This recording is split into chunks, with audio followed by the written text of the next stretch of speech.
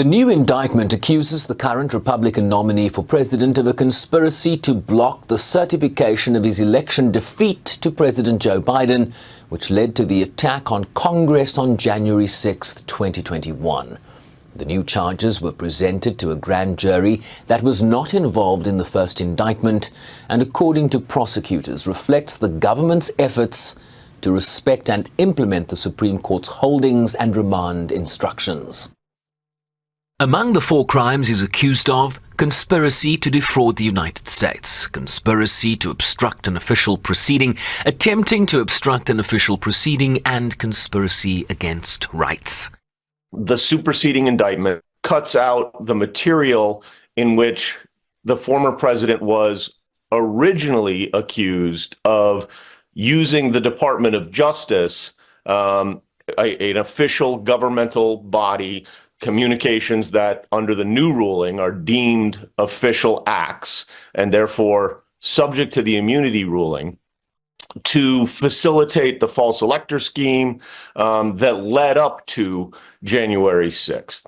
The central case in the January 6th criminal indictment against Mr. Trump remains in place, and now it's up to Judge Chutkan to determine how she wishes to proceed vis-a-vis this superseding indictment.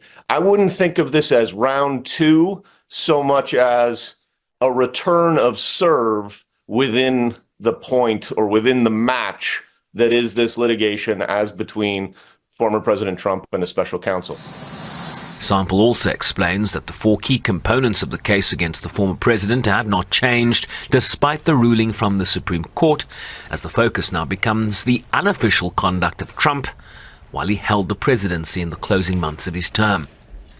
The best examples of non-official conduct would be the President of the United States phoning the Secretary of State in Georgia and saying, "I need you to find me 11,000 votes."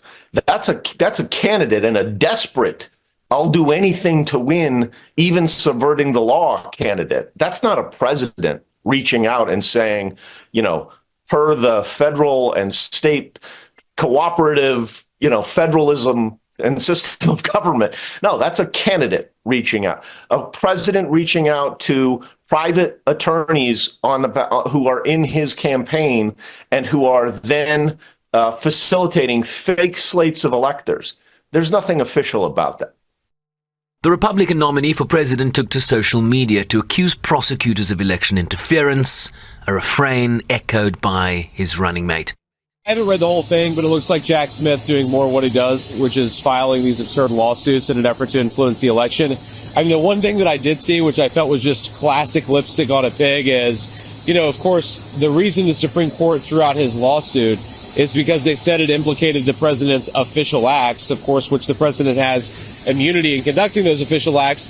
And yet Jack Smith tried to redefine Mike Pence as from the vice president to the running mate, as if somehow changing those words in an indictment undercuts the fact that Mike Pence is still the sitting vice president and it still directly implicates the president's official acts. So I don't think that it changes anything legally. The trial is unlikely to begin before November's election, and were Trump to win, he could theoretically instruct the Justice Department to completely drop the matter next year. So the stakes in this election could not be higher for Donald Trump.